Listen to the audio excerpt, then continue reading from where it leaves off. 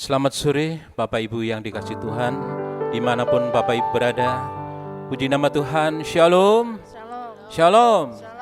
Shalom. Haleluya, puji nama Tuhan. Kita tentunya pada sore hari ini senantiasa mengucap syukur dan terima kasih karena Tuhan telah memberikan kepada kita kesehatan, kesempatan dan kemauan. Semoga dengan berkat 3K ini semuanya, jemaat juga mendapatkan kasih karunia daripada Tuhan. Baiklah Bapak Ibu yang dikasihi Tuhan, bersama kita akan naikkan pujian di atas mezbah-Mu, Tuhan.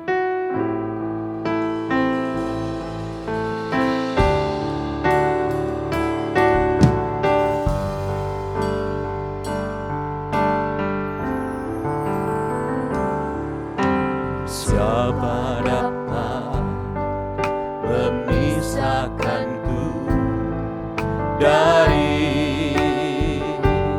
kasih-Mu, sekalipun banyaklah tantangan.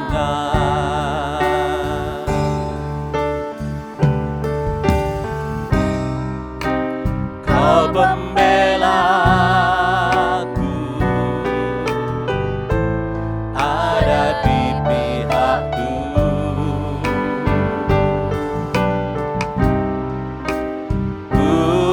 Sanggup menanggung segala sesuatu. Siapa dapat memisahkanku?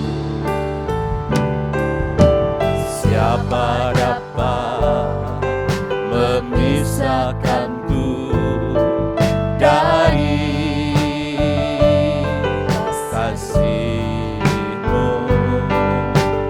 Sekalipun banyaklah tantangan, katakan Tuhan adalah pembelaku. Haleluya. Kau pembelaku, ada di pihakku.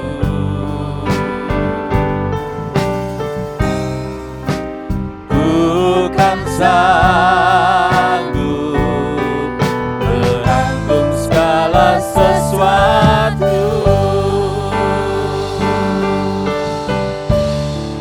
Di atas mezbah-Mu, Tuhan, ku persembahkan sekap hidupku sebagai domba yang rela menjadi kurban. Namun ku yakin Tuhan, Kau pasti beriku kemenangan, sebab Kau mempelaiku yang mengasihiku.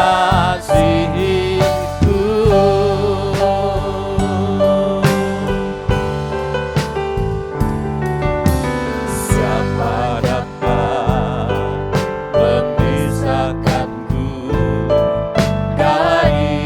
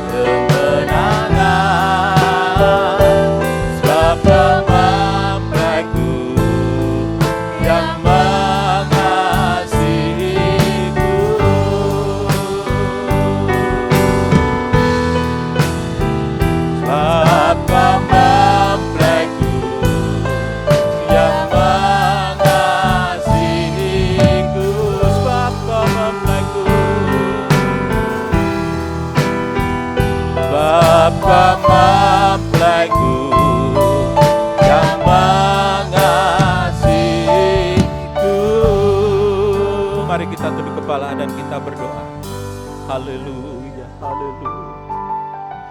Haleluya, haleluya, haleluya. Sungguh kasih-Mu yang datang dari surga, Tuhan nyatakan dan Tuhan limpahkan dalam kehidupan kami sebagai anak-anak-Mu Tuhan, sebagai orang-orang yang telah Engkau tebus dengan darah-Mu di atas kayu salib. Tuhan, haleluya. Walaupun kehidupan ini banyak tantangan, banyak pencobaan, banyak masalah, tapi kami yakin dan percaya Tuhan adalah penolongku. Dan sekali-kali Engkau tidak akan membiarkan.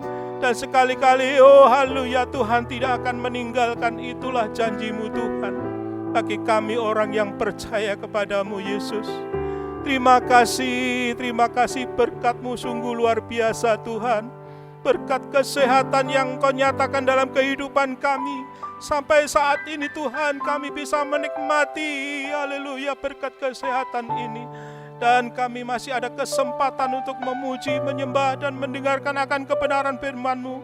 Itulah kesempatan yang akan kami gunakan pada sore malam hari ini untuk menikmati berkat anugerah daripada Tuhan, yaitu berkat firman pengajaran. Tentunya itulah yang menjadi kerinduan kami, itulah yang menjadi kebutuhan kami di akhir zaman, agar firman-Mu menguatkan, firman-Mu memberikan, oh haleluya, pelita dalam kehidupan kami, agar kehidupan kami berjalan sesuai dengan kehendak rencana-Mu Tuhan. Terima kasih Tuhan, terima kasih. Kami serahkan perhimpunan ibadah pendalaman Alkitab pada sore hari ini ke dalam tangan-Mu Tuhan. Kami akan menaikkan pujian kemuliaan bagi kemuliaan nama-Mu. Biar pujian ini berbau harum di hadapan-Mu dan menjadi dupa bagi kemuliaan nama-Mu Tuhan. Kiranya Tuhan bertahta di dalam pujian ini Tuhan. Segala roh jahat, roh setan yang akan menggagalkan, hancurkan dalam nama Tuhan Yesus Kristus. Biar darah Kristus menguasai kami Tuhan. Di tengah ibadah juga kami akan mendengarkan firman-Mu. Pakai hamba-Mu Tuhan, urapi hamba-Mu Tuhan, agar menjadi saluran berkat, agar mendapatkan hikmat yang dari surga, agar hamba-Mu dipakai luar biasa untuk menyampaikan kebenaran firman-Mu. Biar firman itu nyata dalam kehidupan kami, ada tinggal di dalam hati kami. Itulah kerinduan kami Tuhan. Terima kasih Tuhan. Kami akan awali ibadah pendalaman Alkitab ini hanya di dalam nama Tuhan Yesus Kristus, mempelai pria surga yang mengasihi kami.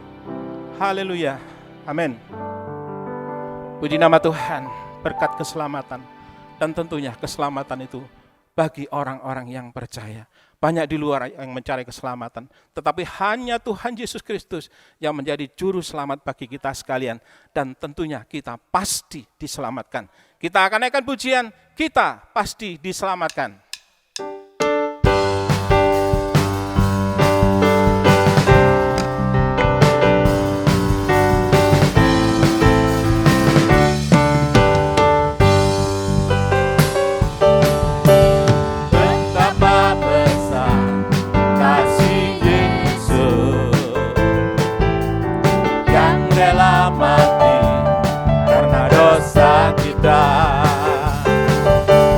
Dengan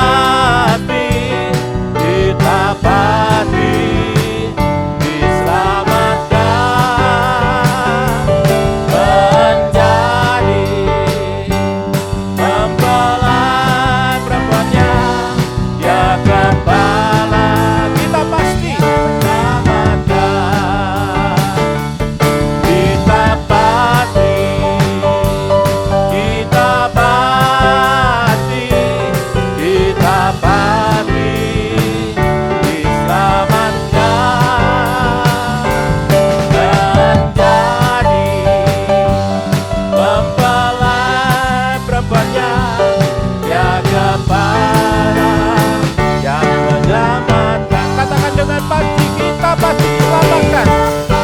Haleluya. Kita pasti diselamatkan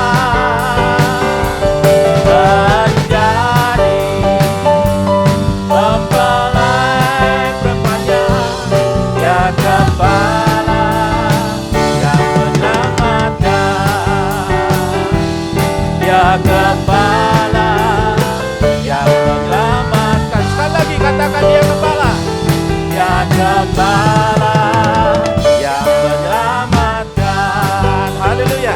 Puji nama Tuhan.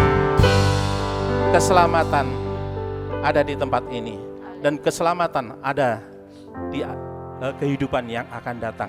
Itulah hidup kekal, dan kita tentu akan bersama dengan Yesus kepala sebagai mempelai pria surga. Puji nama Tuhan. Kita akan naikkan pujian bersama Yesus sebagai kepala.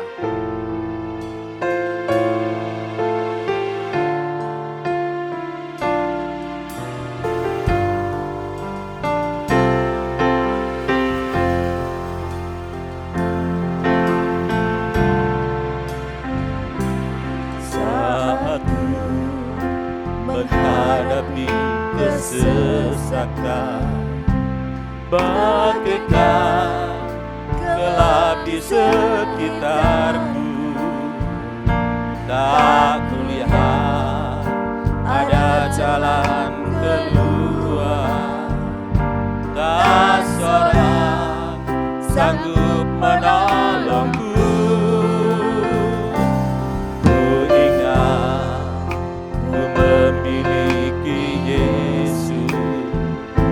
Sebagai kepala yang penuh kuasa, ku berserah sepenuh kepadanya. Ku yakin dia pasti menolongku. Kita ulang dari atas.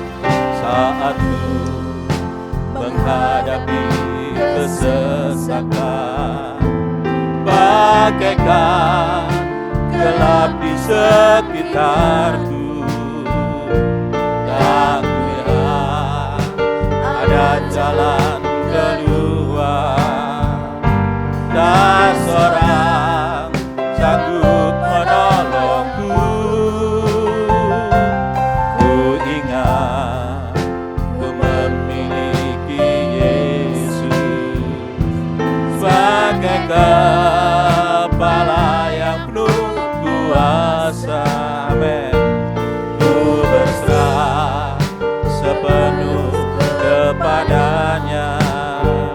Ku yakin dia pasti menolongku.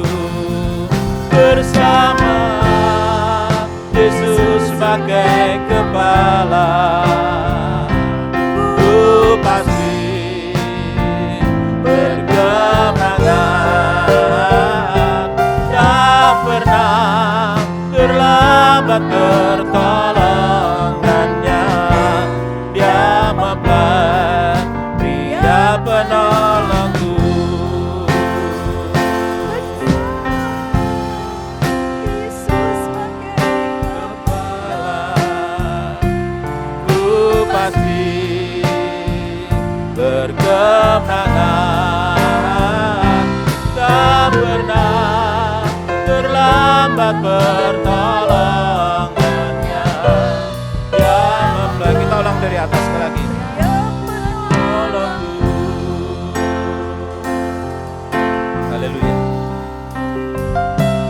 Saat ku menghadapi kesesakan, bagaikan gelap di sekitarku, tak kulihat ada jalan keluar, tak seorang sanggup menolongku.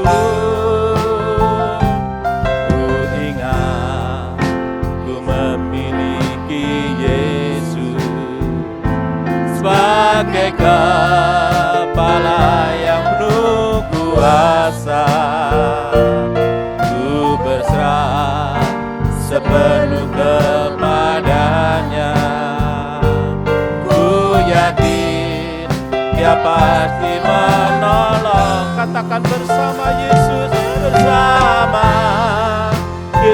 Yesus sebagai kepala, ku pasti berkemenangan. Tak pernah terlambat pertolongannya, Dia mempelai Pria penolongku.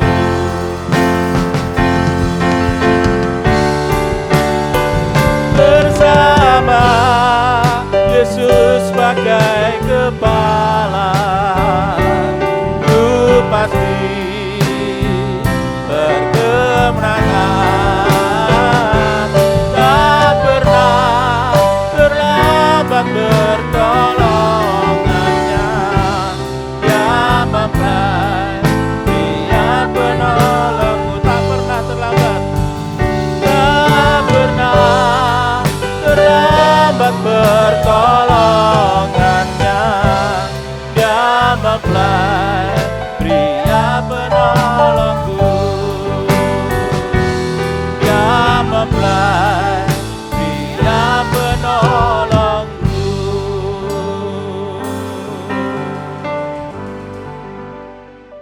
Mari saya undang sidang Jumat dimanapun berada, kita bangkit berdiri bersama-sama, kita masuk dalam doa mempersiapkan hati pikiran kita untuk firman Tuhan. Terima kasih Bapa Surgawi, kembali kami bersyukur kepadamu Tuhan atas segala kemurahan dan anugerah-Mu bagi kami saat ini, sehingga sore malam hari ini kami boleh kembali di dalam ibadah pendalaman Alkitab dan disertai dengan perjamuan suci. Untuk itulah Bapa dalam surga, kami mengucap syukur kepadamu, dan biarlah Engkau akan menolong kami di saat kami mendengarkan firman-Mu.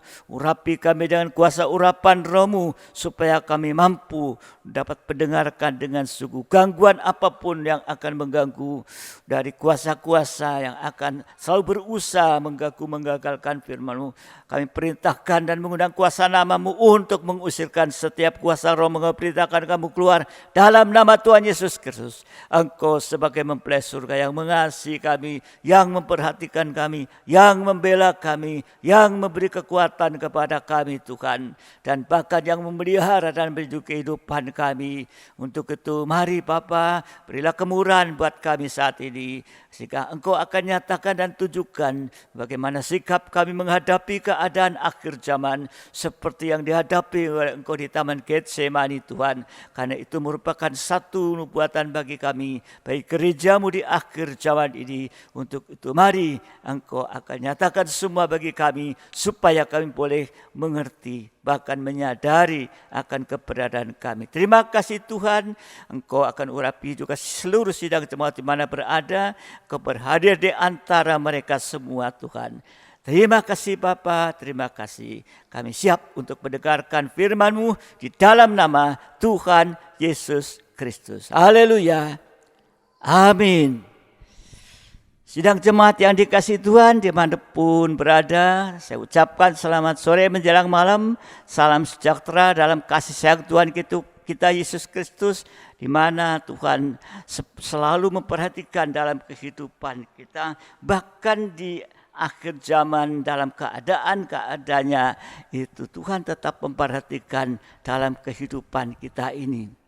Nah, kita sedang juga diajarkan atau diingatkan oleh Tuhan atau diberitahu oleh Tuhan tentang yaitu situasi yang terjadi saat Yesus dan murid-muridnya itu ada di Taman Getsemani.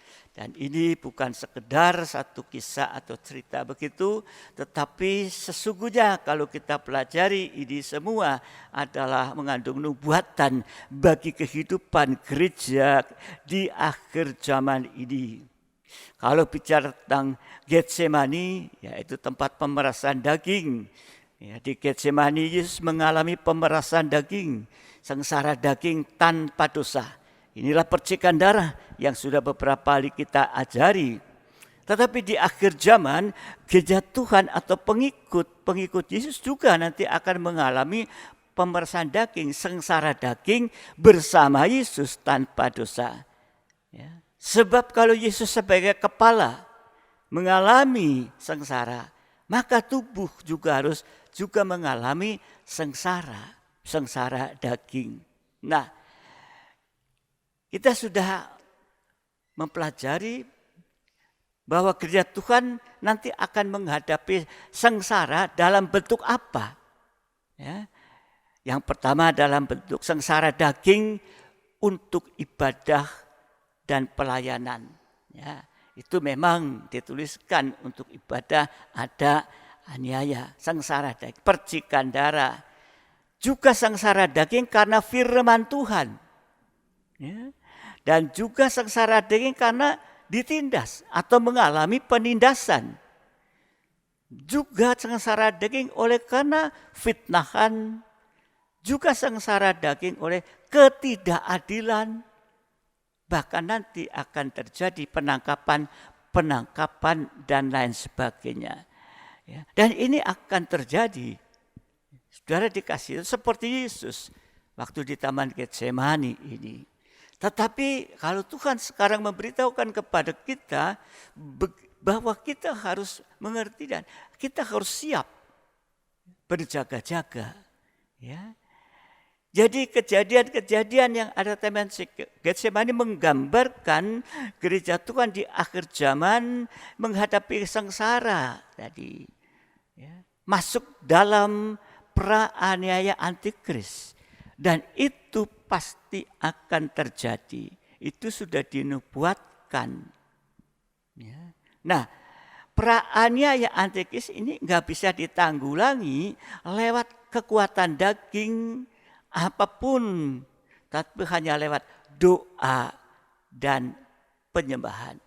Doa berjaga-jaga, ya, atau berjaga-jaga dan berdoa.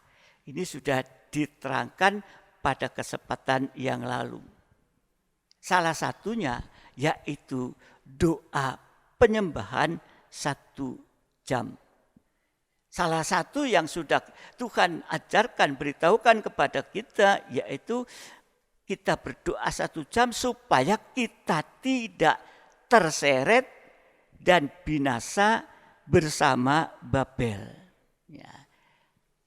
Jadi hari Minggu dalam ibadah raya ini sudah dipelajari, ya, kehidupan secara rohani, ya, yaitu bagaikan pelaut di tengah-tengah, ya, samudra atau di tengah lautan dunia ini, sehingga diduduki oleh perempuan Babel, dipaksa untuk memiliki tabiat, yaitu tabiatnya Babel.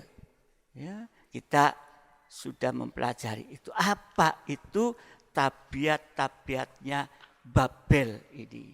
Nah, kalau itu terdapat dalam kehidupan kita, maka kita harus singkirkan tabiat itu. Jangan mau dikuasai. Ini lewat doa atau berjaga-jaga dan berdoa.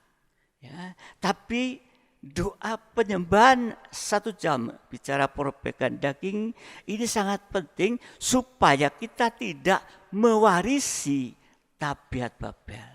Jangan sampai kita dikuasai oleh Babel sehingga, ya, dipaksa untuk memiliki tabiat Babel.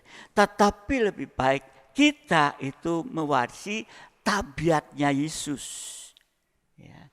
Tabiatnya Yesus, ya, yang pertama dia sebagai raja segala raja, ya, tandanya warna ungu, nanti kita lihat, ya, artinya selalu menang, ya, selalu menang, ya, tabiat raja menang atas segala masalah dan termasuk menang atas dosa. Dia sebagai raja sudah mengalahkan semua musuh-musuh sampai maut dikalahkan. Ini tabiatnya raja, selalu menang. Jadi kita juga harus selalu menang atas dosa. Dan yang kedua tabiatnya sebagai manusia. itu warna merah. Artinya rela sengsara untuk menolong orang lain. Ya, termasuk kita bangsa kafir. Rela berkorban, rela sengsara supaya kita bisa beribadah dan melayani Tuhan. Nah, dan tabiat Yesus yang ketiga sebagai anak Allah dalam tanda warna putih. Artinya hidup benar dan suci sampai sempurna. Tabiat Yesus yang keempat sebagai hamba atau dalam tanda warna biru laut. Artinya kehidupan yang taat dengar-dengaran sampai daging tidak bersuara. Seperti Yesus taat dengar-dengaran sampai mati di atas kayu salib. Nah, 4 tabiat Yesus ini kalau dibentuk garis, ya, 4 tabiat Yesus ini akan membentuk salib. Ya. Tabiat anak Allah dan manusia membentuk garis vertikal. Ya. Anak Allah dan anak manusia membentuk garis vertikal. Tabiat hamba dan raja membentuk garis horizontal. Jadi tabiat Yesus itu sama dengan salib. Ini saudara dikasih Tuhan. Jadi artinya kalau kita menerima tabiat Yesus sama dengan menerima kuasa salib Yesus. Sehingga Babel tidak mampu menjamah kita. Nah, inilah yang harus kita gumuli di akhir zaman ini. Berjaga dan berdoa. Sekarang kita akan lanjut lagi, ya, untuk berjaga dan berdoa. Ya. Jadi semua apa yang nanti terjadi dalam masa pra-Anya Antikris harus ditanggulangi, hanya bisa ditanggulangi, ya, bukan dengan kekuatan dunia, tetapi lewat berjaga dan berdoa. Kita membaca kembali, ya, di dalam Matius 26 ayat 40 sampai 46, kita baca dengan cepat. Matius 26 ayat 40 sampai 46. Setelah itu ia kembali kepada murid-muridnya dan mendapati mereka sedang tidur. Dan Yesus berkata kepada Petrus, "Tidakkah kamu sanggup berjaga-jaga 1 jam dengan aku? Berjaga-jagalah dan berdoalah, supaya kamu jangan jatuh ke dalam pencobaan. Roh memang penurut, tetapi daging lemah." Lalu ia pergi untuk kedua kalinya berdoa, kata, "Ya Bapakku, jikalau cawan ini tidak mungkin lalu, kecuali apabila aku meminumnya, jadilah kehendakmu." Dan ketika ia kembali pula, ia mendapati mereka sedang tidur, sebab mata mereka sudah berat. Ia membiarkan mereka di situ, lalu pergi dan berdoa untuk ketiga kalinya dan mengucapkan doa yang itu juga berarti doa yang sama. Sesudah itu ia datang kepada murid-muridnya dan berkata kepada mereka, "Tidurlah sekarang, istirahatlah. Lihat, saatnya sudah tiba bahwa Anak Manusia diserahkan ke tangan orang-orang berdosa. Bangunlah, marilah kita pergi. Dia yang menyerahkan aku sudah dekat." Salah satu bentuk berjaga dan berdoa, doa penyembahan 1 jam. Kita perlu berdoa dan berjaga-jaga 1 jam. Artinya pergumulan kita, perobekan daging kita itu 1 jam bukan saja dilihat dari sisi waktunya saja, ya, tapi pergumulan untuk perobekan daging. Untuk apa berdoa dan berjaga 1 jam? Supaya tidak tertidur rohaninya. Karena tadi di ayat itu dikatakan murid-murid itu tertidur. Jadi kita berdoa, berjaga 1 jam supaya tidak tidur rohani. Efesus pasal 5 ayat 15 sampai 40. Efesus 5 ayat 15 sampai 20. Sampai 20. 14. Itulah sebabnya dikatakan, bangunlah hai kamu yang tidur, dan bangkitlah dari antara orang mati, dan Kristus akan bercahaya atas kamu. Karena itu perhatikanlah dengan seksama bagaimana kamu hidup. Janganlah seperti orang bebal, tapi seperti orang arif. Dan pergunakanlah waktu yang ada, karena hari-hari ini adalah jahat. Sebab itu janganlah kamu bodoh, tetapi usahakanlah supaya kamu mengerti kehendak Tuhan. Dan janganlah kamu mabuk oleh anggur, karena anggur menimbulkan hawa nafsu, tetapi hendaklah kamu penuh dengan roh, R besar, Roh Kudus. Dan berkata-katalah seorang kepada yang lain dalam mazmur, kidung pujian, dan nyanyian rohani. Bernyanyi dan bersoraklah bagi Tuhan dengan segenap hati. Ucaplah syukur senantiasa atas segala sesuatu dalam nama Tuhan kita Yesus Kristus kepada Allah dan Bapa kita. Ya, tadi doa 1 jam supaya tidak tertidur. Tertidur rohaninya. Ya.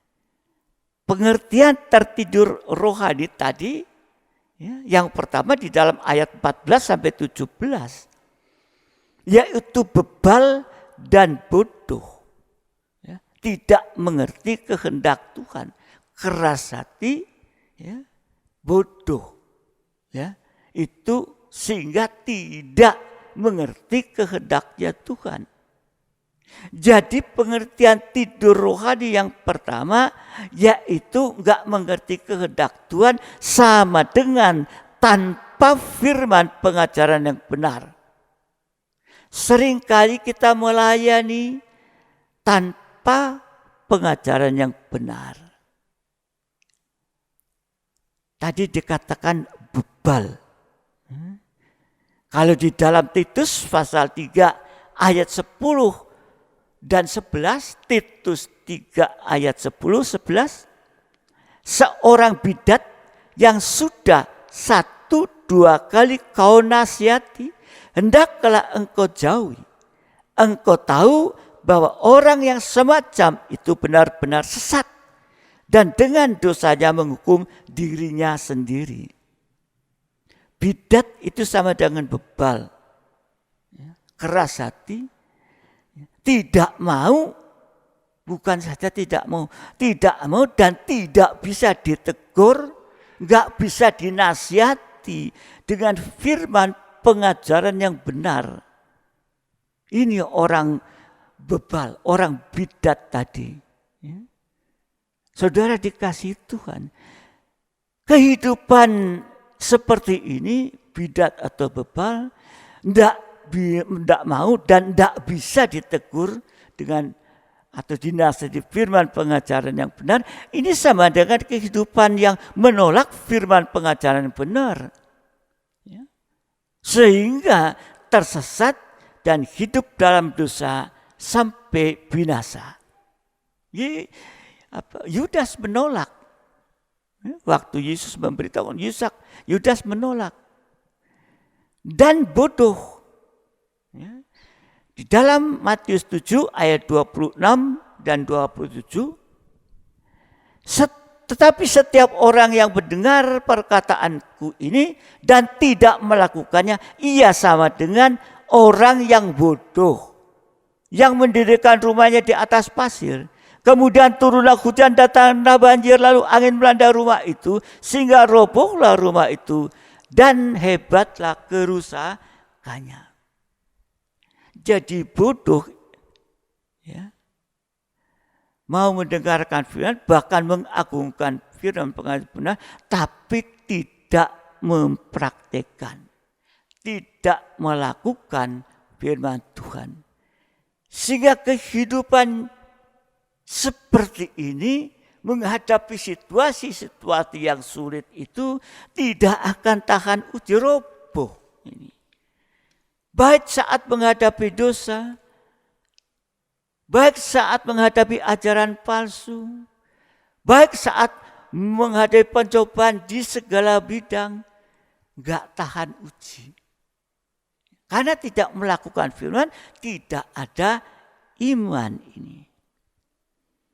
Jadi saat kehidupan itu bimbang atau kecewa, jangan sekali-kali mengambil keputusan. Sebab keputusan itu pasti akan salah dan tersesat. Ya. Jadi pengertian tidur yang rohani yang pertama, tanpa firman pengajaran yang benar. Oleh karena yaitu bebal, tidak mau ditegur, dinasihati firman Tuhan, dan juga bodoh, tidak menjadi pelaku firman Tuhan. Pengertian tidur rohani yang kedua, Efesus 5 tadi, ayat 18 sekarang.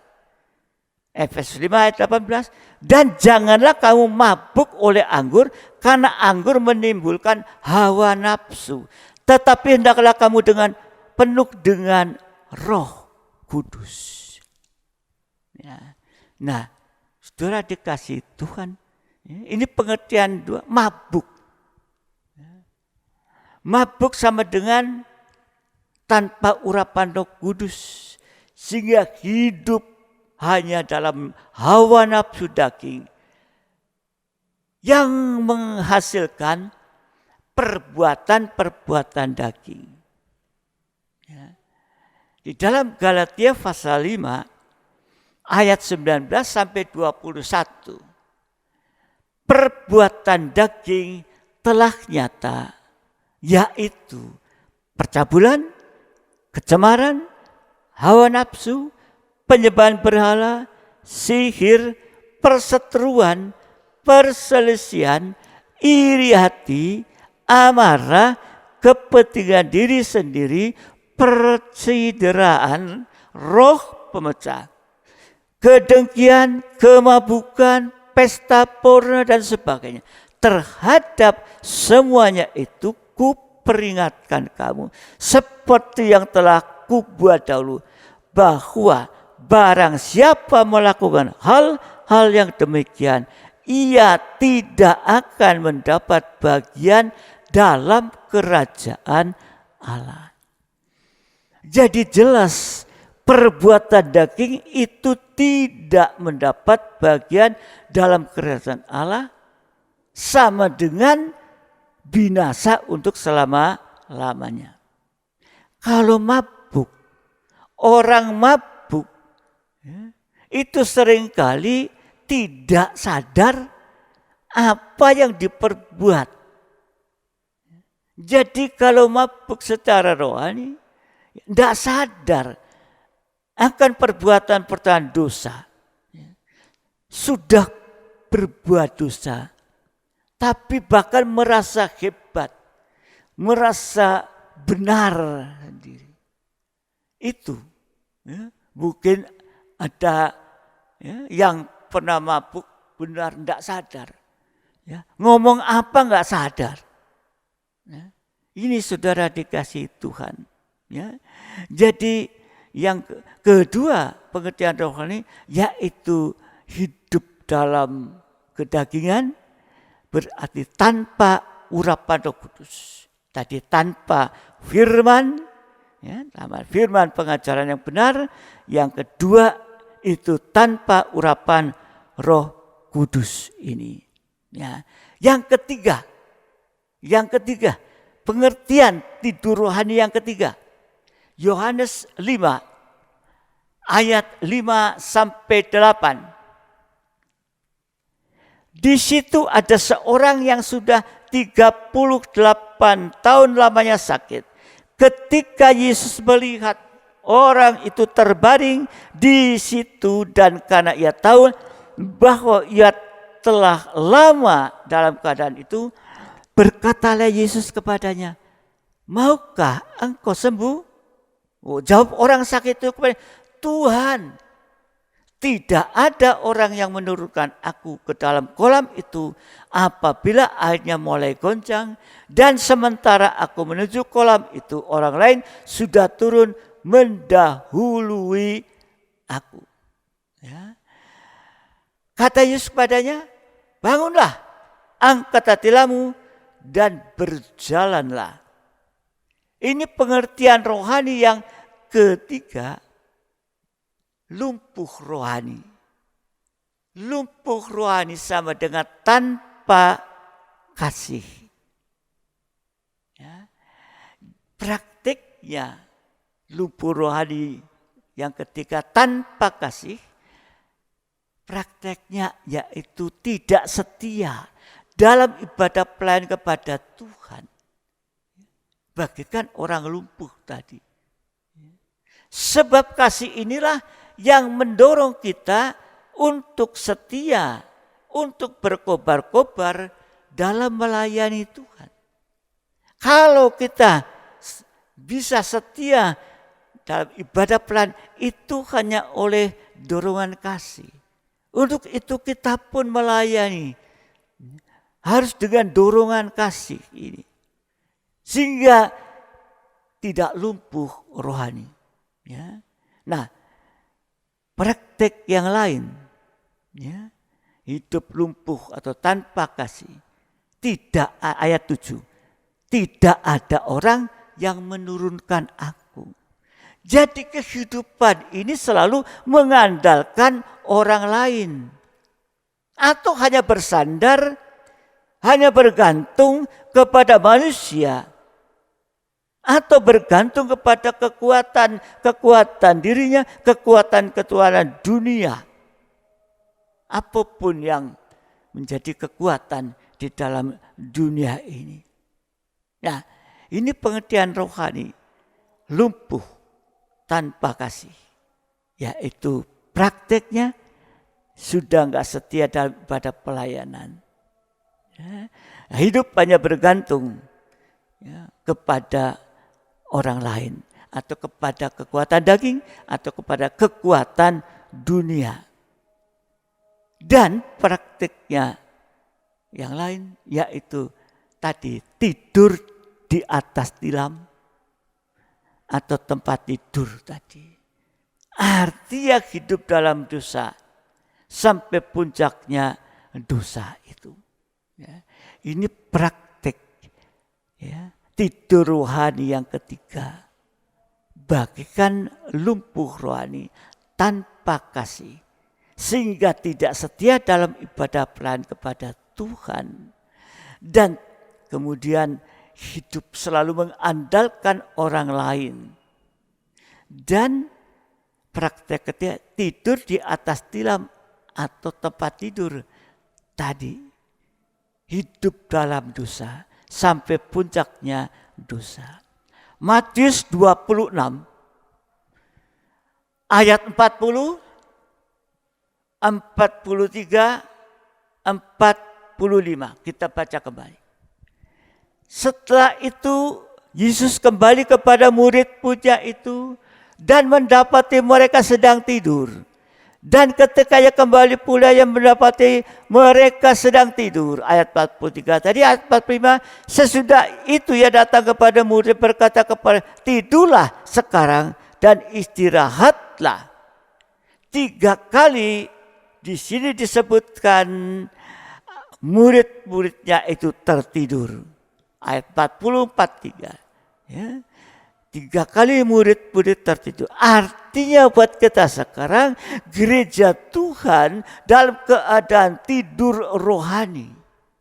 Oleh karena bebal, bodoh, mabuk dan lumpuh ini. Jadi ya, tidak tahan menghadapi suasana Getsemani yang pasti akan menyangkal Yesus. sehingga akan tertinggal saat Yesus datang kali kedua.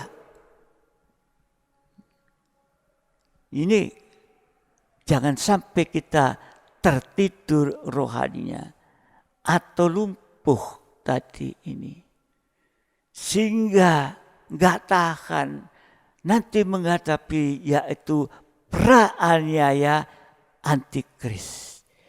Dan saat itu kita harus lebih sungguh-sungguh tadi. Sudah diajarkan, pertahankan iman, harap, dan kasih. Dan jangan sampai tertidur rohaninya. Oleh karena apa?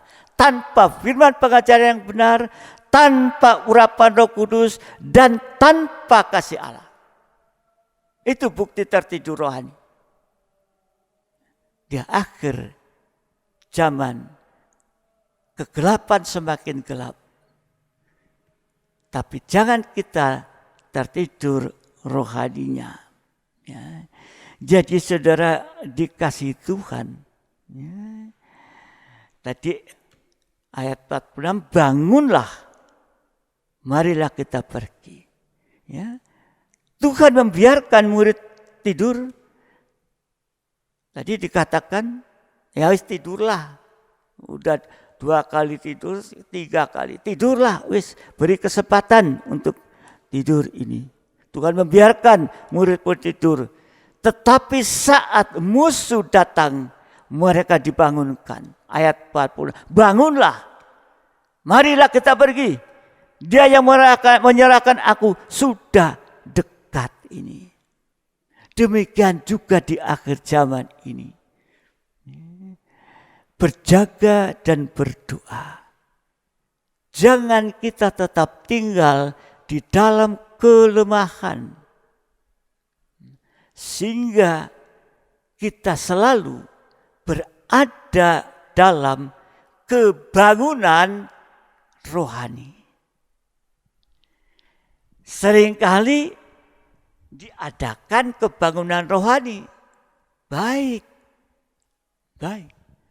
Tapi seringkali kebangunan rohani itu selesai, lambat laun rohaninya semakin menurun. Bagaikan kalau kebangunan rohani bagaikan pohon yang digoyang-goyang. Wah, digoyang-goyang. Tapi setelah enggak digoyang, maka lama-lama pohon itu juga kembali tidak ada goyangan. Demikian seringkali kita menghadapi KKR, kebangunan rohani, tidak salah. Kita bisa dalam persekutuan, tapi jangan hanya waktu itu saja, tapi kemudian mulai lama-lama surut, ibadahnya mulai lagi, tertidur, nggak setia lagi dan lain sebagainya ini. Tapi kita harus berjaga dan berdoa supaya kita tidak tinggal dalam kelemahan, tetapi kita selalu berada dalam kebangunan rohani. Loh, masa setiap kali kita undang untuk KKR, kebangunan rohani dan lain sebagainya. Mari kita lihat suasana kebangunan rohani. Ini perlu diperhatikan sehingga rohani kita terus bergerak. Ada kebangunan rohani kita semakin meningkat. Kita lihat sekarang suasana kebangunan rohani yang pertama. Efesus 5 ayat 15 sampai 17 tadi. Efesus 5, 15, 17. Karena itu perhatikanlah dengan sama bagaimana kamu hidup. Janganlah seperti orang bebal, tapi seperti orang arif. Dan pergunakanlah waktu yang ada. Karena hari-hari ini adalah jahat. Sebab itu janganlah kamu bodoh, tetapi usahakanlah supaya kamu mengerti kehendak Tuhan. Jadi suasana kebangunan rohani yang pertama yaitu kita bisa mengerti kehendak Tuhan, itu nomor 1. Dalam tabernakel ini menunjuk pada meja roti sajian. Ada firman pengajaran yang benar dan perjamuan suci merupakan kehendak Tuhan. Kita mengerti kehendak Tuhan. Lewat firman pengajaran kita mengerti, kita taat dengar-dengaran itu. Sehingga rohani kita terbangunkan. Dalam tabernakel ini menunjuk pada meja roti sajian. Dan buat kita sekarang ketekunan dalam ibadah pendalaman Alkitab dan perjamuan suci seperti malam hari ini. Ya, itu suasana kebangunan rohani yang pertama. Yang kedua, ya, suasana kebangunan rohani yang kedua, Efesus 5 ayat 18. Efesus 5 ayat 18. Dan janganlah kamu mabuk oleh anggur, karena anggur menimbulkan hawa nafsu, tetapi hendaklah kamu penuh dengan roh, R besar Roh Kudus. Jadi suasana kebangunan rohani yang kedua penuh dengan Roh Kudus. Sama dengan hidup dalam urapan Roh Kudus, bagaikan pelita yang menyala. Jadi dalam tabernakel terkena pada tanda pelita emas, tekun dalam ibadah raya. Ya, itu tadi yang kedua. Efesus 5 ayat 18. Yang ketiga, ya, suasana kebangunan rohani yang ketiga, Efesus 5 19 sampai 20 kita baca kembali. Dan berkata-katalah seorang kepada yang lain dalam mazmur, kidung pujian dan nyanyian rohani, bernyanyi dan bersoraklah bagi Tuhan dengan segenap hati. Ucaplah syukur senantiasa atas segala sesuatu dalam nama Tuhan kita Yesus Kristus kepada Allah Bapa kita. Ini suasana kebangunan rohani yang ketiga, mengucap syukur dan menyembah. Dalam tabernakel ini terkena pada mesbah dupa emas. Buat kita sekarang ketekunan dalam ibadah, doa dan penyembahan. Jadi kebangunan rohani kita dapatkan lewat ketekunan dalam 3 macam ibadah pokok tadi. Tekun dalam PA disertai perjamuan suci, ngerti kehendak Tuhan. Kemudian ya kedua yaitu penuh dengan Roh Kudus, ya, dalam tanda pelita emas, tekun dalam ibadah raya, ya. Dan yang ketiga yaitu mengucap syukur kepada Tuhan, tekun dalam ibadah, doa dan penyembahan. Ya. Sehingga lewat ketiga ketekunan ini, lewat ketekunan dalam 3 macam ibadah pokok ini, itu terjadi kegerakan rohani terus. Kalau kandang pengembalaan terus melimpah, ya, nanti baru kita alirkan yang lain. Ya, akan terjadi kegerakan rohani di dalam kehidupan, dalam nikah, dalam pengembalaan dan selanjutnya. Ya. Jadi suasana kebangunan rohani itu hanya bergantung kemurahan dan kebaikan Tuhan. Mazmur 23 ayat yang ke-6. Ya. Mazmur 23 ayat 6.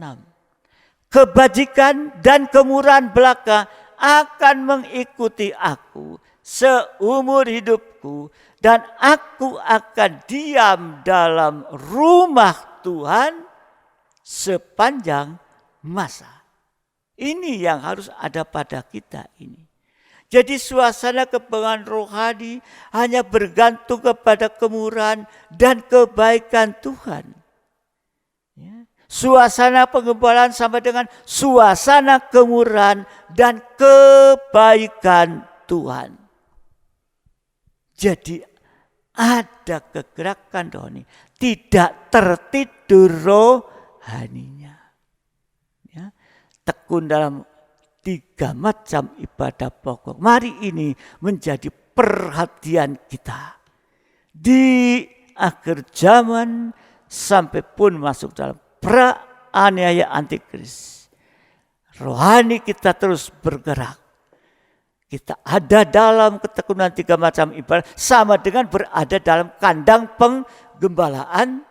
Sehingga nanti perempuan Babel itu tidak akan bisa menangkap kita, menyentuh kita. Ya, kemarin dalam ibadah raya, air yang banyak dikuasai oleh Babel. Air yang banyak lautan itu. Kehidupan yang tidak tergembala. Tapi begitu nanti masuk dalam kandang gembala seperti air masuk dalam periuk. Kelihatannya terkekang, nggak bebas. Tetapi Babel tidak dapat menjamah, tidak bisa menguasai. Itu bicara lewat kandang penggembalaan, lewat tekun dalam 3 macam ibadah pokok. Terus rohani ini dibangun, ada kebangunan rohani sehingga perempuan Babel, setan dan sekutunya tidak bisa menjamah, menjatuhkan kita. Jadi kalau kita bergantung pada kemurahan dan kebajikan Tuhan, hasilnya apa? Yang pertama, hasil kalau kita bergantung kepada kemurahan dan kebaikan Tuhan, hidup dalam suasana rohani lewat tekun dalam 3 macam ibadah pokok. Hasil pertama, Mazmur 118 ayat 1, 5-8. Mazmur 118, 1, 5-8. Bersyukurlah kepada Tuhan sebab Ia baik, bahwasanya untuk selama-lamanya kasih setianya. Ayat 5, dalam kesesakan aku telah berseru kepada Tuhan. Tuhan telah menjawab aku dengan memberi kelegaan. Ayat yang ke-6, Tuhan di pihakku, aku tidak akan takut. Apakah yang dapat dilakukan manusia terhadap aku? Tuhan di pihakku menolong aku akan memandang rendah mereka yang membenci aku. Lebih baik berlindung pada Tuhan daripada percaya kepada manusia. Ini hasil yang pertama. Kalau kita bergantung pada kemurahan dan kebajikan Tuhan, sama dengan kita tekun dalam 3 macam ibadah, sama dengan ada kebangunan rohani, maka tangan kemurahan dan kebajikan Tuhan sanggup untuk melindungi kita. Amin. Sanggup untuk memelihara kita, sanggup untuk menolong kita menghadapi kesesakan, menghadapi zaman yang akan datang, pra-aniaya antikris nanti, sehingga kita selalu merasa ada kelegaan dan semuanya menjadi enak dan ringan. Dan kita tidak akan menyangkal Tuhan saat menghadapi suasana Getsemani, saat menghadapi suasana percikan darah, saat menghadapi yaitu penderitaan bersama Yesus tanpa dosa ini. Kemudian hasil yang kedua, tangan kemurahan dan kebajikan Tuhan sanggup mengadakan keajaiban. Tadi di dalam Mazmur 136, Mazmur 136 ayat 1 dan 4. Bersyukurlah kepada Tuhan sebab Dia baik, bahwasanya untuk selama-lamanya kasih setianya. Ayat 4, kepada Dia yang seorang diri melakukan keajaiban-keajaiban besar, bahwasanya untuk selama-lamanya kasih setianya. Ini hasil kedua tangan kemurahan dan kebajikan Tuhan, sanggup mengadakan keajaiban besar, mujizat besar seorang diri ini. Jadi kalau kita tadi mau tergembala, tangan kemurahan dan kebajikan Tuhan, hasil yang kedua, sanggup mengadakan keajaiban besar atau mujizat besar seorang diri. Yesus ditinggal seorang diri di atas kayu salib. Dan Yesus melakukan keajaiban seorang diri supaya kita bisa mendekat kepada Dia secara pribadi. Secara pribadi. Ini saudara dikasih Tuhan. Dia di atas kayu salib. Bapak, kenapa aku ditinggalkan sendiri? Dia seorang diri di atas kayu salib. Yesus melakukan keajaiban seorang diri supaya kita bisa mendekat kepada Dia secara pribadi. Jadi keajaiban secara rohani, yaitu Tuhan akan mengubahkan kita dari manusia daging menjadi manusia rohani. Atau yang sudah kita pelajari dari buli-buli tanah liat menjadi buli-buli emas. Sehingga langkah-langkah kita juga langkah-langkah yang ajaib. Ini saudara dikasih Tuhan. Jadi di hari-hari ini biarlah kita tidak tertidur rohani.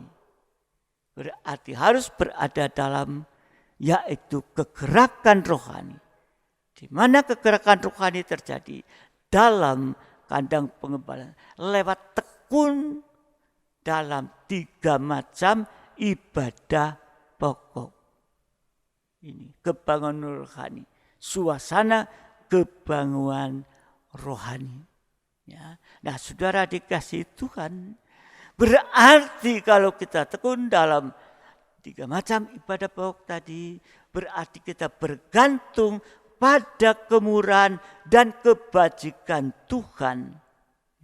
Di mana kebajikan dan kebaikan Tuhan, kemurahan kebajikan Tuhan sanggup melindungi kita. Termasuk suasana akhir ini.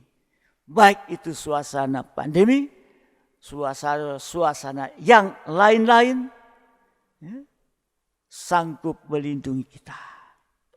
Untuk itu, mari jangan tertidur rohani. Caranya tekun dalam 3 macam ibadah pokok. Sekarang sekalipun masih lewat online, tekun. Tapi juga dengarkan firman Tuhan. Saudara yang dikasihi Tuhan, sehingga kita juga nanti bisa mendapatkan yaitu pertolongan dari Tuhan. Terjadi keajaiban. Ini saudara dikasihi Tuhan. Keajaiban secara jasmani. Apa yang mustahil menjadi tidak mustahil. Kalau hari-hari ini kita ditinggal seorang diri, berarti ada kesempatan bagi kita untuk mendekat kepada Tuhan secara pribadi. Karena tadi, tangan kemurahan Tuhan kebajikan sanggup mengadakan keajaiban besar. Seorang diri Dia lakukan di atas kayu salib. Untuk mendapat keajaiban secara jasmani. Jadi kalau sekarang kita rasa ditinggal sendiri, berarti kita diberi kesempatan untuk mendekat kepada Tuhan secara pribadi. Tapi keajaiban rohani, Tuhan akan mengubah kita tadi dari manusia daging menjadi manusia rohani. Ya. Sehingga langkah-langkah kita itu adalah langkah-langkah keajaiban. Di dalam Efesus pasal 5 ayat 21. Efesus 5 ayat 21. Dan rendahkanlah dirimu seorang kepada yang lain di dalam takut akan Kristus. Jadi keubahan hidup itu dimulai dari rendah hati dan takut akan Tuhan. Ya, jadi mari pergumulan berjaga-jaga dan berdoa 1 jam untuk menghadapi yaitu tidur rohani. 5 gadis bodoh dan bijak saat itu semuanya tertidur. Ya. Tetapi di saat ada suara mempelai datang, song-songlah dia. Mereka terbangun. Inilah suara mempelai. Inilah pengajaran mempelai yang teriakan ya, sehingga kehidupan rohani yang tertidur itu dibangunkan. Ya.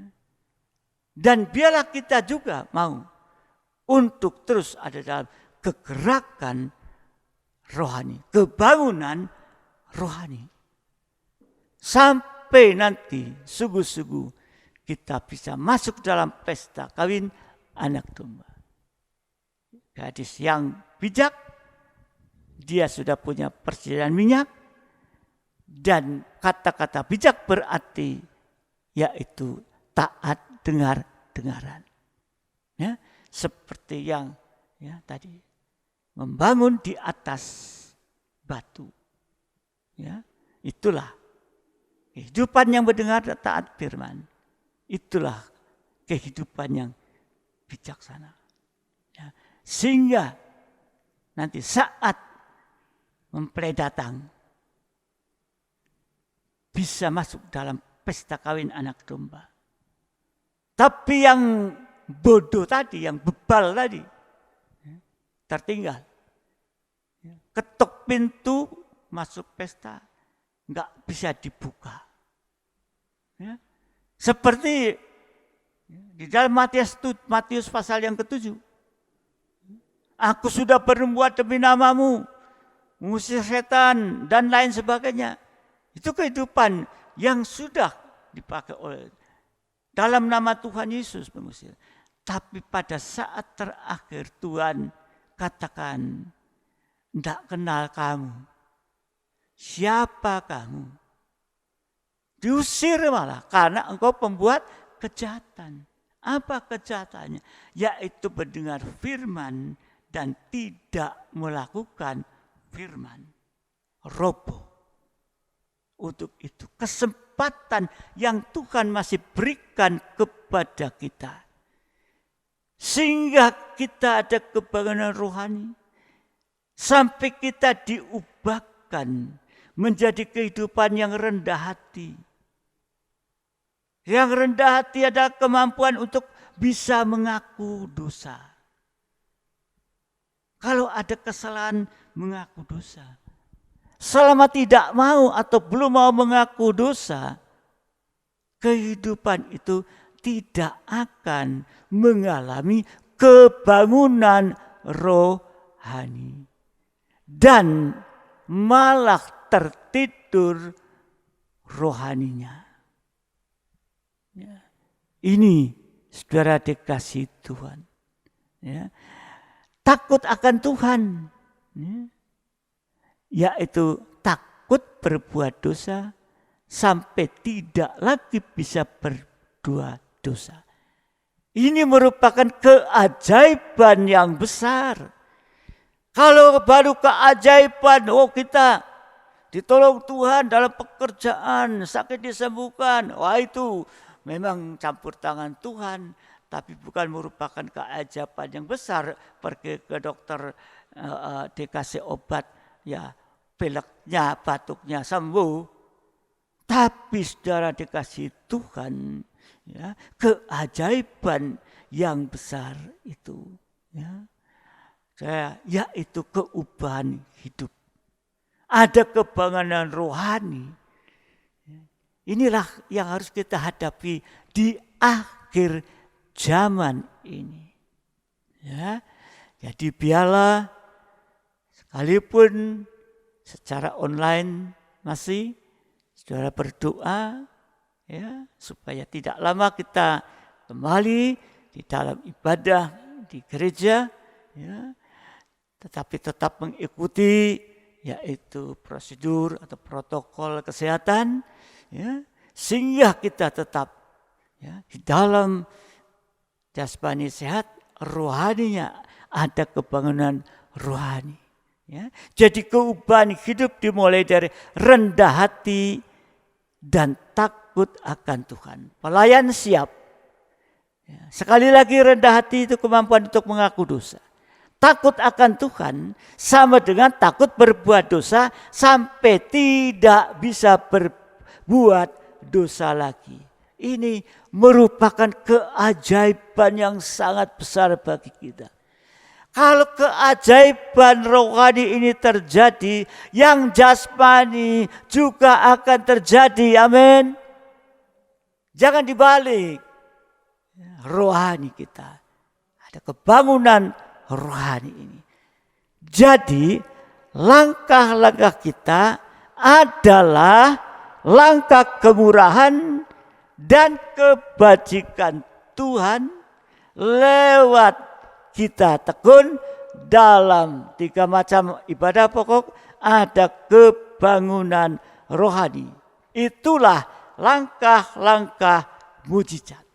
Ya, sampai saat Yesus datang kembali, nanti kita sungguh sudah diubahkan jadi sama mulia dengan Dia, dan kita akan terangkat bersama dengan Dia.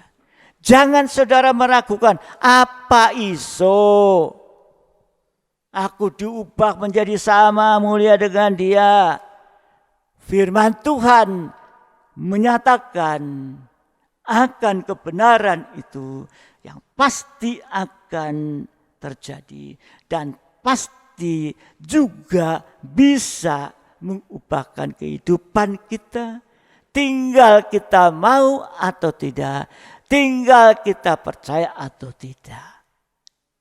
Tergantung semua kepada kita. Tapi biarlah malam hari ini kita mau untuk menerima kasih Tuhan lewat firman Tuhan yang Tuhan sudah beritahukan kepada kita. Dan biar ini menjadi perhatian kita di akhir zaman. Jangan sampai nanti kita tertinggal. Biar praaniaya antikris terjadi, tapi Tuhan sudah mempersiapkan kita supaya kita bisa tetap kuat dan teguh menghadapi semua itu.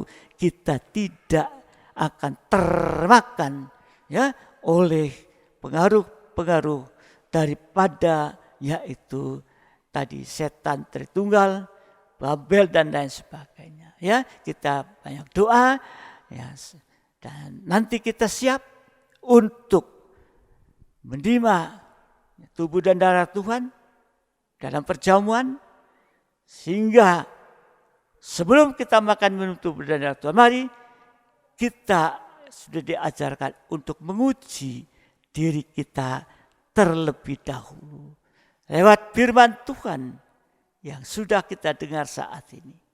Apakah kita sudah di dalam kebangunan rohani atau belum? Secara rohani kita berdoa. Kalau belum, kita datang kepada Tuhan minta ampun dan Tuhan akan tolong kita. Ya, karena Tuhan sudah menolong banyak yang lain, termasuk seorang yang disalib bersama Yesus. Yesus mengatakan, hari ini juga engkau akan bersama aku. Di mana? Di Firdaus. Tuhan memberkati kita. Ya, saudara siapkan perjamuan, ya, tubuh dan darah Tuhan. Dan sebentar nanti kita akan bersama-sama. Kita akan bangkit berdiri bersama-sama. Mari kita akan lebih dahulu untuk memujikan satu pujian untuk membawa kita masuk dalam perjamuan.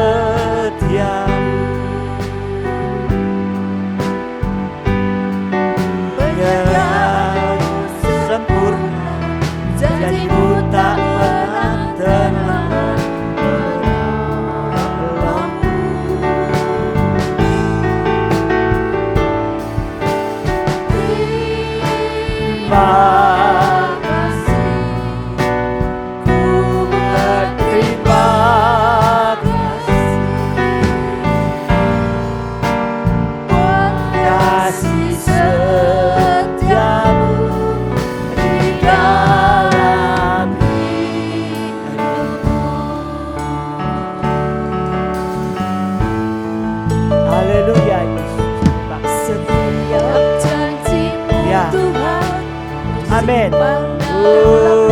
Haleluya. Haleluya. Terima kasih Tuhan. Lewati setiap masalah, melewati setiap masalah, setiap tetesan air mata dalam hidup ini. Haleluya. Amin.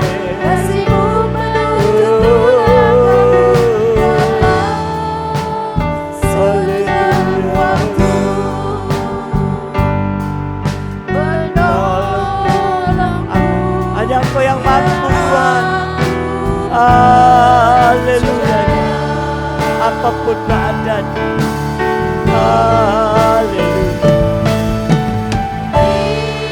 Ya, kasih, kasih setiamu. Penyertaanmu sempurna, janjimu takkan pernah menolongku. Kau penolong yang ajaib. Haleluya. Oh, terima kasih. Ya, haleluya. Terima kasih.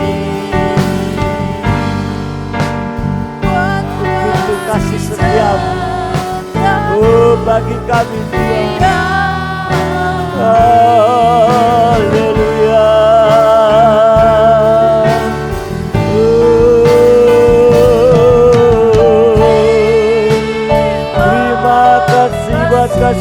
setiamu Tuhan.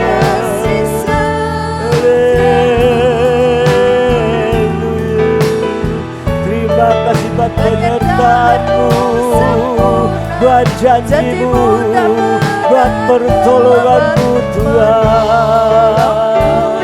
Haleluya, haleluya,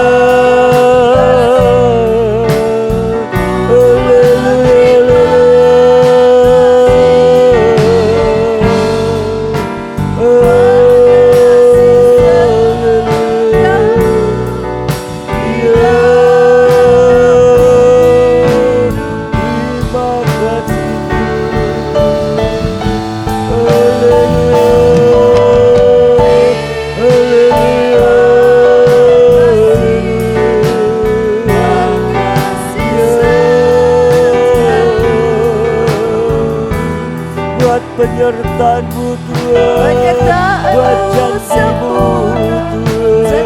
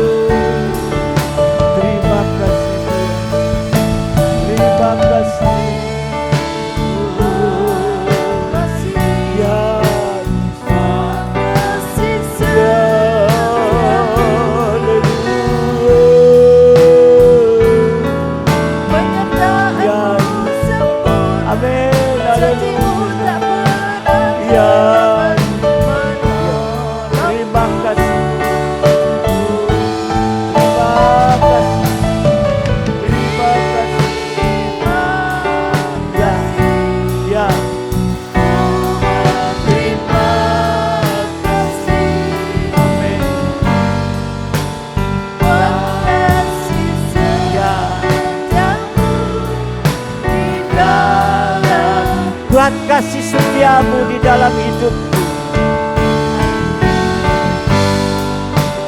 Buat kasih setia-Mu.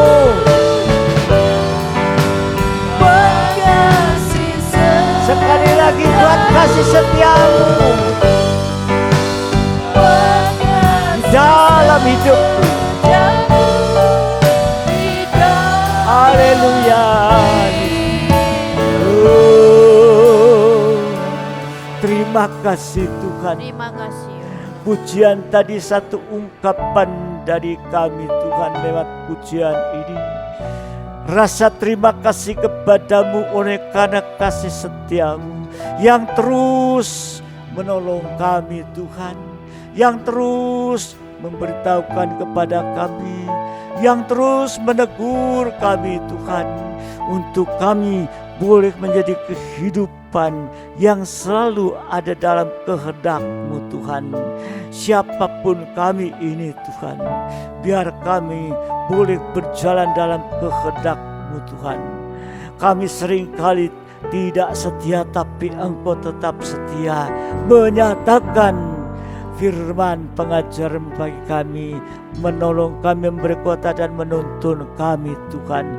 Untuk itu Bapa, sore malam hari ini kami boleh merasakan satu berkat daripada Engkau dan mengingatkan dan mempersiapkan kehidupan kami untuk menghadapi suasana Getsemani atau masa praaniayaan Antikris yang akan dan pasti terjadi saatnya Tuhan, sehingga kami nanti tidak akan masuk di dalam masa aniaya Antikris, di saat Antikris berkuasa penuh selama 3,5 tahun, tapi kami sudah disingkirkan di padang gurun Tuhan, sehingga kami boleh menjadi kehidupan yang saatnya nanti bisa diubahkan sama seperti Engkau dalam kemuliaan.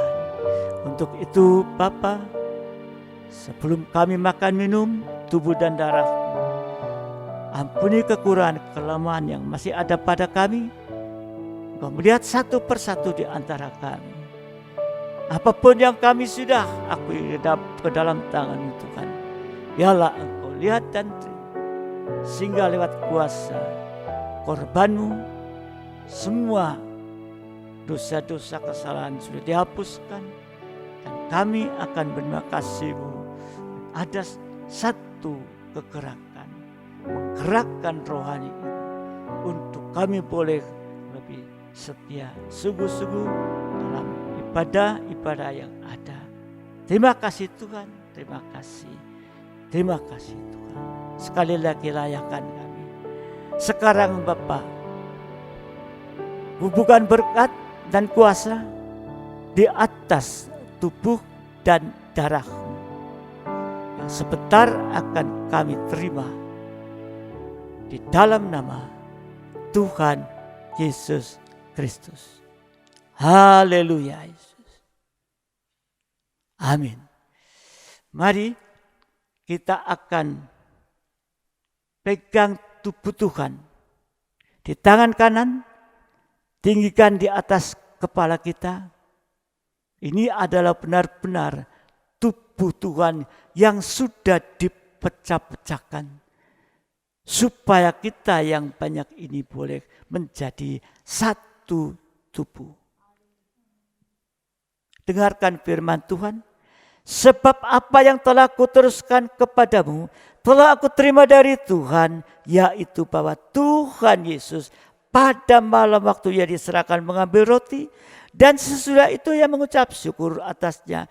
Ia memecahnya dan berkata, inilah tubuhku yang diserahkan bagi kamu. Perbuat ini menjadi peringatan akan aku. Bukankah roti yang kita pecah-pecahkan adalah persekutuan dengan tubuh Kristus? Kita makan dengan iman dalam nama Tuhan Yesus Kristus. Haleluya. Haleluya. Haleluya. Terima kasih Tuhan. Terima kasih Tuhan. Kita pegang cawan yang ada di darah Tuhan. Darah yang sama. Dulu, sekarang, bahkan selamanya. Di dalamnya ada kuasa untuk menolong kita, untuk menyucikan kita. Bahkan dalamnya ada kuasa untuk menyembuhkan sakit penyakit. Apapun bentuknya. Jamah bagian sakit dalam tubuh jasmani saudara. Kalau tidak dapat, letakkan tangan kiri depan dada dan imani darah Yesus akan bekerja. Demikian juga yang mengambil cawan sama makan lalu berkata, cawan ini adalah perjanjian baru yang dimertakan oleh darahku. Perbuatan ini setiap kali meminumnya menjadi peringatan akan aku. Bukankah cawan pengucapan syukur yang atasnya kita ucapkan syukur adalah persekutuan dengan darah Kristus? Kita minum dengan iman dalam nama Tuhan Yesus Kristus. Haleluya. Mari kita akan mengucap syukur kepada Tuhan atas kemurahan Tuhan. Baik firman-Nya Tuhan sudah sampaikan kepada kita. Dan juga kita bisa menerima tubuh dan darah Tuhan. Bapak Andi Setiawan akan berdoa mengucap syukur kepada Tuhan oleh karena kemurahan dan kebajikan Tuhan. Haleluya Yesus. Haleluya. Haleluya. Haleluya. Haleluya. Haleluya. Haleluya. Ya. Haleluya. Haleluya. Kami hanya bisa mengucap syukur dan terima kasih. Kemurahan kasih karunia masih Tuhan nyatakan dalam kehidupan kami sampai detik malam hari ini Tuhan. Itulah firman pengajaran yang kami butuhkan di akhir zaman ini, yang menegur, mengingatkan kami dan mendidik kami agar kami senantiasa mengalami kebangunan rohani seperti yang sudah dialami oleh rasul-rasul dulu Tuhan. Sehingga kami mampu untuk taat beribadah dan haleluya, haleluya, melakukan akan kebenaran firman-Mu. sehingga kami dapat berdoa, sehingga kami dapat berjaga. Memang daging kami adalah lemah, namun Tuhan, karena kami mendapatkan hikmat yang daripada surga, sehingga kami mampu untuk mendengarkan firman-Mu dengan Kau kuatkan dengan Roh Kudus-Mu, sehingga kami bukan orang yang bebal, sehingga kami bukan orang yang bodoh, bukan orang yang mabuk, tetapi kami rindu akan kebenaran firman-Mu. Biar firman-Mu sebagai tongkat yang haleluya menggembalakan kehidupan kami masing-masing. Itulah firman pengajaran Tuhan yang telah kami dengarkan malam hari ini. Biar Tuhan ada di dalam hati kami masing-masing dan kami mampu melakukan, karena kami ingin Tuhan untuk senantiasa berbahagia, karena kami telah mendengarkan firman-Mu, dan apalagi kami dapat mempraktekkan dalam kehidupan kami, pasti kami akan mendapatkan kebahagiaan Tuhan.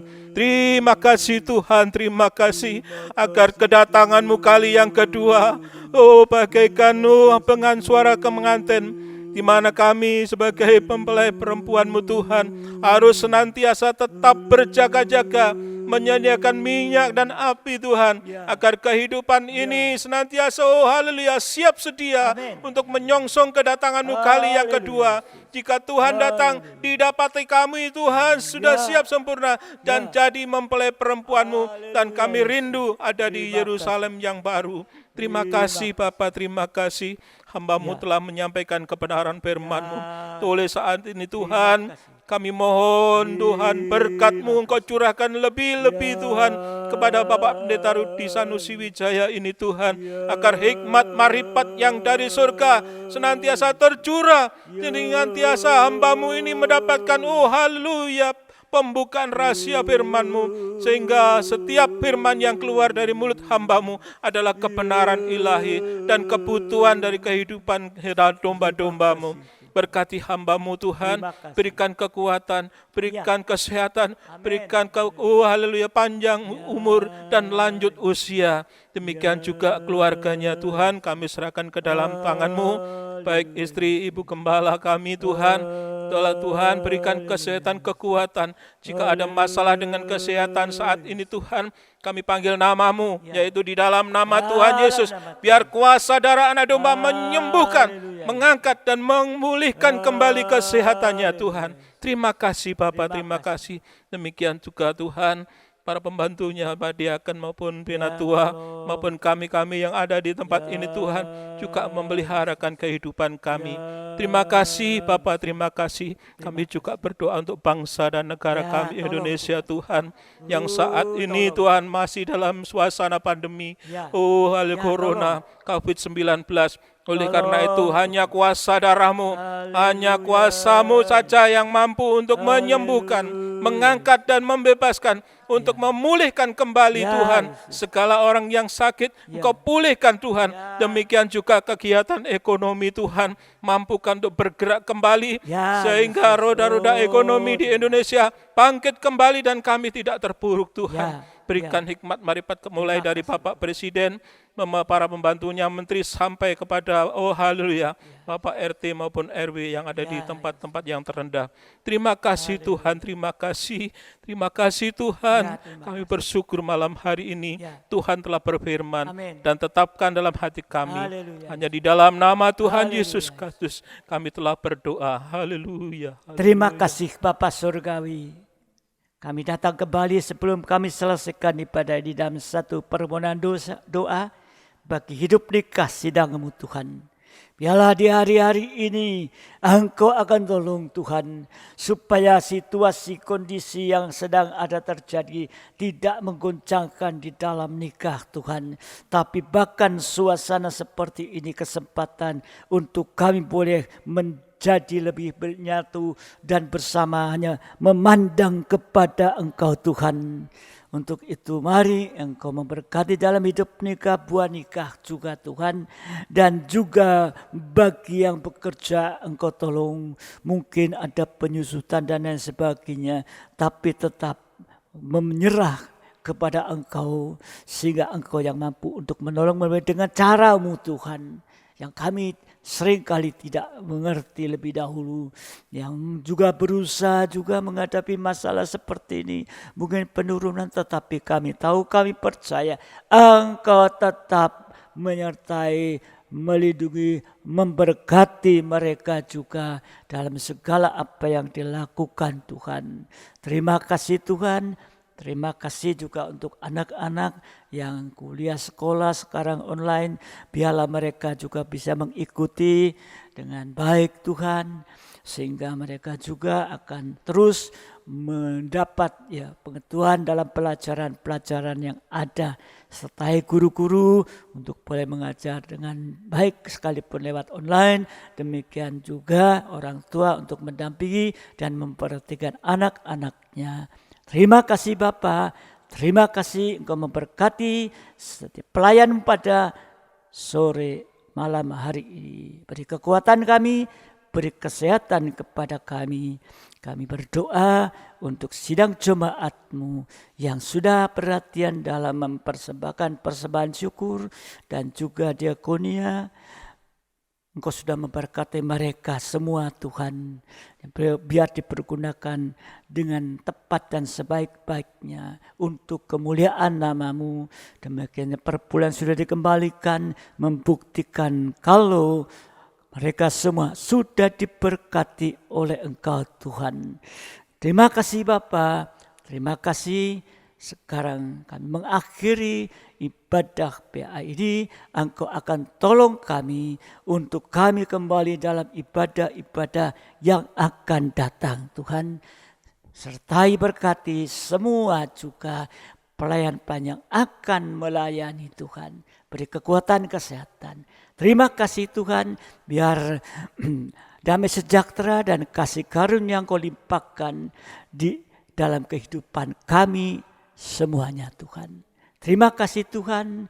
Dan sekarang sidang jemaat yang dikasihi Tuhan, terimalah berkat nikmat anugerah daripada Allah Bapa, cinta kasih dari Tuhan kita Yesus Kristus, serta persekutuan dalam Roh Kudus menyertai kita saat ini sampai selama-lamanya. Dalam berkat nama Tuhan Yesus Kristus. Mempelai pria surga yang mengasihi, yang percaya bersama saya katakan amin. Selamat malam, Tuhan memberkati.